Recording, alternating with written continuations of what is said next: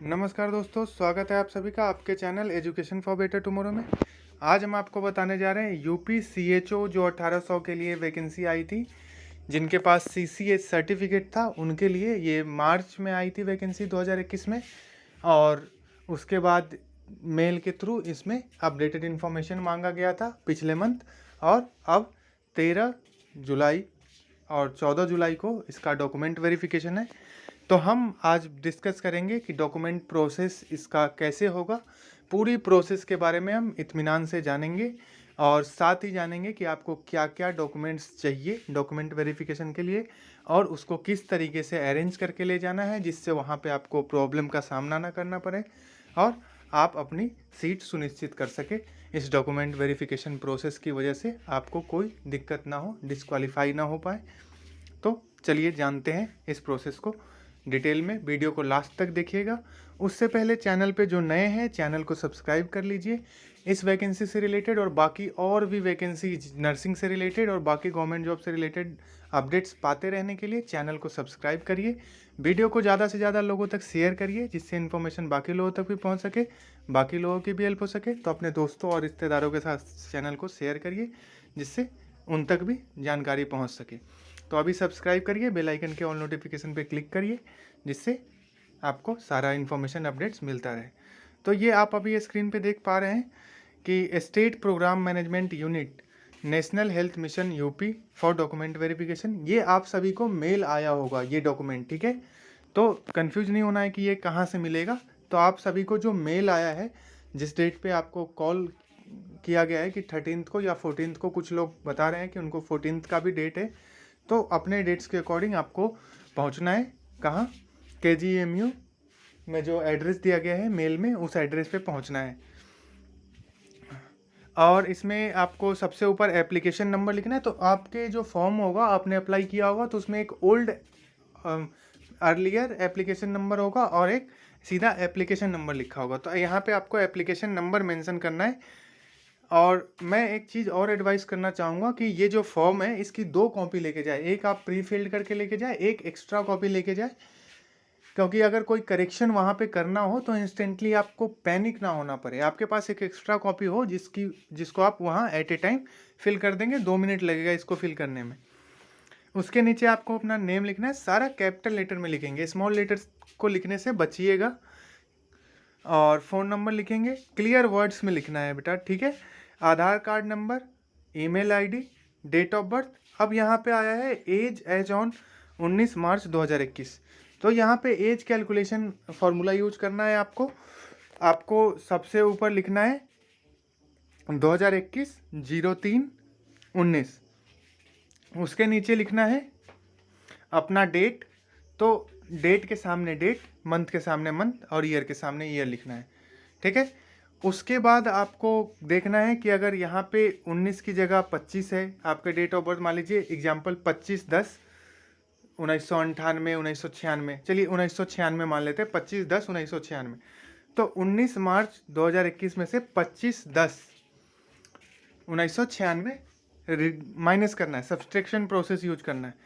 तो इसमें देखिएगा कि अगर 25 है तो 19 तो 25 से कम हो गया, तो कैसे घटेगा? तो एक मंथ हम इधर काउंट करेंगे।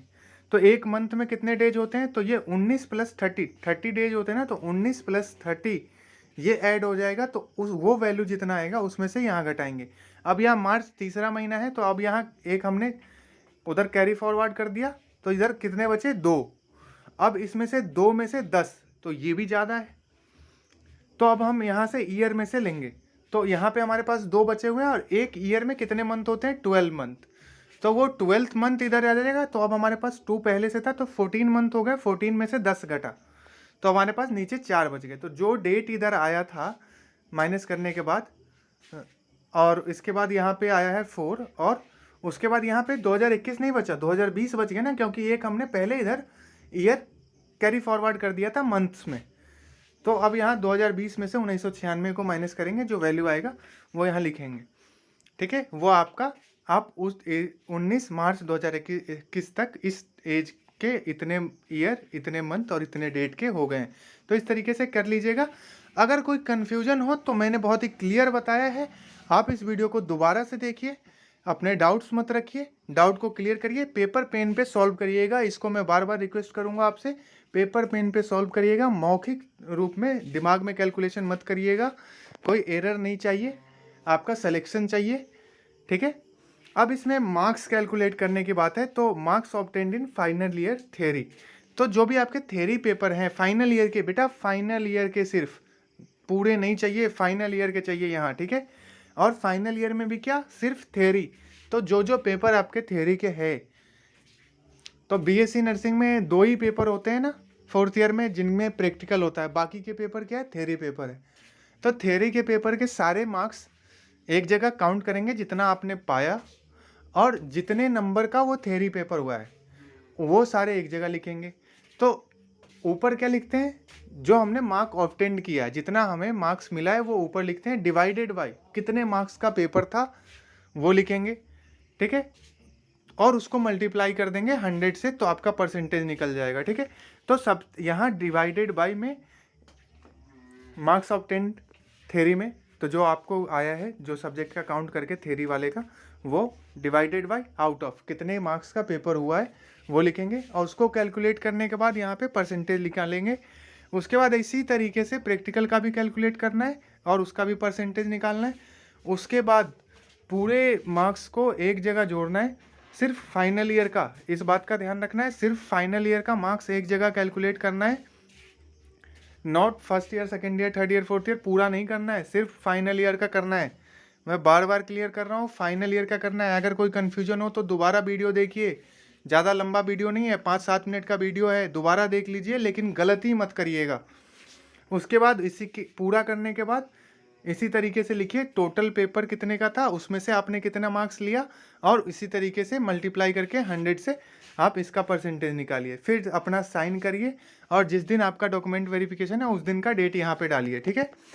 उसके बाद आपको डेट ऑफ बर्थ सर्टिफिकेट के लिए सबसे ऊपर डॉक्यूमेंट्स कैसे अरेंज करना है, तो डॉक्यूमेंट्स अरेंज करने के लिए डेट ऑफ बर्थ सर्टिफिकेट सबसे ऊपर, और उन सब के ऊपर ये फॉर्म होगा, सबसे ऊपर ये फॉर्म फिल किया हुआ, उसके नीचे डॉक्यूमेंट वेरिफिकेशन के लिए आपका जो 10th का सर्टिफिकेट है एज प्रूफ के लिए वो लगेगा, उसके नीचे फाइनल ईयर मार्कशीट जो बीएससी या पोस्ट बीएससी नर्सिंग का है वो लगेगा, उसके नीचे लगेगा जो प्रिंसिपल ने लेटर साइन करके दिया था सीसीएच सर्टिफिकेट, याद होगा जो फॉर्मेट पे साइन कराया था प्रिंसिपल से जाकर के आप लोगों ने, तो वो वाला लेटर लगेगा यहाँ पे इंटीग्रेटेड कोर्स सीसीएच सर्टिफिकेट का।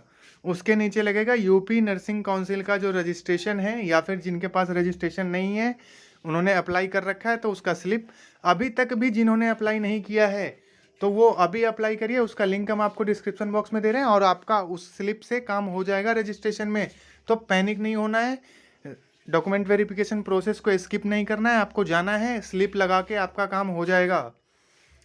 उसके बाद कैटेगरी सर्टिफिकेट, तो जो लोग जनरल में हैं उनका कैटेगरी सर्टिफिकेट नहीं लगेगा, ईडब्ल्यूएस, ओबीसी, एससी, एसटी, और जो फिजिकल हैंडीकैप्ड या फिर कुछ और जिन्होंने कोटा लगाया है, एक सर्विसमैन इस तरीके का, तो उनको ये सर्टिफिकेट चाहिए कैटेगरी का। उसके बाद आधार कार्ड की कॉपी चाहिए। तो इस तरीके से जो ऊपर है वो सबसे ऊपर रखेंगे, सबसे ऊपर तो आपको ये फॉर्म रखना है, उसके नीचे डेट ऑफ बर्थ सर्टिफिकेट, उसके नीचे इस तरीके से आपको अरेंज करना है। और ऑल द बेस्ट सबको। अगर वीडियो समझ में आई, कोई कन्फ्यूजन है तो बताइए, हम उसको क्लियर करेंगे। और अगर अभी भी डाउट है तो एक बार और वीडियो को देखिए, वापस से देखिए, कोई डाउट मन में मत रखिए, कमेंट करिए। अगर कोई कन्फ्यूजन है तो मैं रिप्लाई करूँगा, जितना जल्दी हो पाएगा उतना जल्दी रिप्लाई करूँगा। तो चैनल को सब्सक्राइब करिए, वीडियो को शेयर करिए ज़्यादा लोगों तक, जिससे बाकी लोगों तक भी इन्फॉर्मेशन पहुंच सके, बाकी लोगों की भी हेल्प हो सके। बहुत बहुत धन्यवाद। जय हिंद।